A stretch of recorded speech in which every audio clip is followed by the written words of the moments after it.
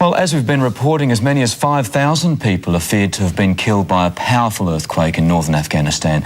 Many more are now without homes. Joining us from Melbourne is Andrew Heslop from the Red Cross. Good morning to you. Could you give us a little bit of an idea of how the relief operation is going? What is actually happening? How's it getting underway? Well, we know that overnight the Red Cross has provided 5 trucks with relief supplies. We've sent in tents, blankets, plastic sheeting and jerry cans. Clearly the destruction that's been caused in the region and surrounding the towns of Nareen and Burqa, the roads have been disrupted, and clearly there's only one road in. That road is suffering enormous backlog, and it's going to take time to get further relief supplies through. As you can see on the vision you're seeing on screen now, the destruction is absolutely enormous. There have been 2 towns that have lost. The estimated death toll is still in the couple of thousands. That's likely to grow, and around 10,000 people are estimated to have been injured and left homeless. But clearly, as organisations like the Red Cross get in and carry out situation assessments, we're likely later today and perhaps even tomorrow to get a greater understanding of the lives that have been lost and the damage caused. One of your workers is in Afghanistan at this moment. It's about 3 o'clock in the morning there, but we do have her on the line. Nikki Hopper, can you hear us? And tell us, describe for us the region that was hit. Describe where you are and what work you're doing. No, we've got obviously bad problems with the satellite phone there. Andrew, back to you. You have been speaking with Nikki. What sort of stuff has she been doing? Okay, I understand that she's currently in Mazar-i-Sharif. She's been coordinating the relief process with another Australian delegate, Margaret Kelly. And at the moment, the ICRC are running 2 hospitals in a nearby village where victims have been repatriated. The Australian delegates, we have 5 in Afghanistan all up. They are safe and well, which is pleasing to know. However, at this stage, they haven't been dispatched to the Nareen and Burqa towns. However, that's a situation that's currently being re-evaluated as the reports come in from the field assessment teams. It's also likely that Australian Red Cross will be called upon to provide further Australian delegates to go to the field. We specialise in Australia with medical, engineering and logistics delegates.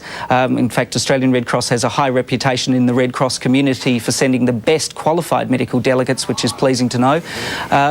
They're likely to be redeployed in the next couple of days, and by next week I expect that we'll know whether we need to send more Australians to the field. This is an area that has been hit. It's poor. The region and Afghanistan in general has been suffering from drought for a great number of years. The people are malnourished.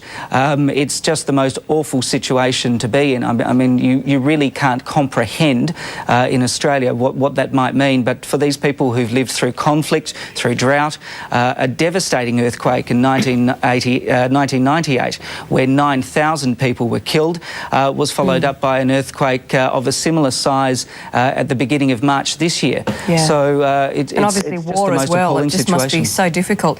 Andrew, just bear with us for a moment. I think we do have Nikki on the line. We'll try one more time. Can you hear me, Nikki? It's Melissa Doyle. Yeah. Yeah, hello, Melissa, I can hear you. Good. Now, I know it's 3 o'clock in the morning for you there. Can you give us an idea of what is going on? Where are you, and what has happened in the area around where you are? I'm in the north of Afghanistan in a city called Mazar. It's probably about 4 or 5 hours from the main epicentre of the earthquake. From here, where ICRC, the International Committee of the Red Cross, are working with Federation of the Red Cross and Red Crescent Societies and the local Afghan Red Crescent Society to help provide some support and relief for the people who have been affected by the earthquake. I just want to ask you too, Nikki, obviously we can't describe Afghanistan, the entire country, as a war zone, but obviously some pockets of the country are still in conflict. Has this disaster struck any of those areas? Are your workers safe? Are you safe?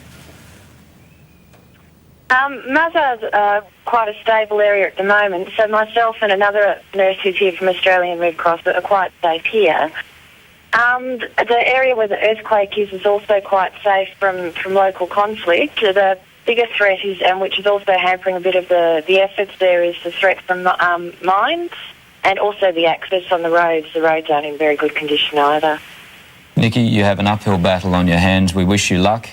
We're going to leave the interview there. Thanks for joining us, and sorry about those technical problems in reaching Nikki Hopper there from Afghanistan, but you can understand those. And thank you too to Andrew Heslop in Melbourne. Now, if you want to help, the details should appear on your screen just there. There's the 1-800 number, 1-800-811-700 if you want to donate some money to Red Cross, or there's the website as well.